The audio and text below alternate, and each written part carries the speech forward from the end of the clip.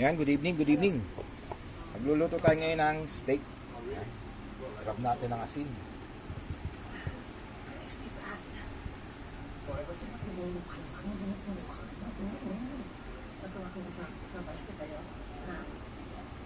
Grab natin ng paminta.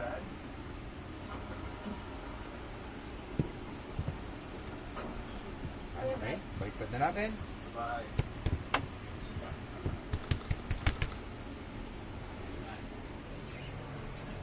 Painit na tayo ng kawali. Yan. Painit tayo ng kawali. Yan mga tol, wala tayong sariwang time. Ito na lang yung ano natin, time natin yung tuyo na. Yan.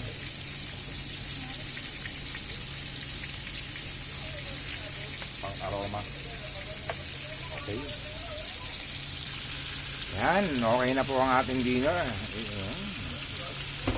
Steak ala Gilbert. Yan po ang ating steak, oh. Pwede na tayong kumain mga lodi. Dinner time. Cheat day natin yan.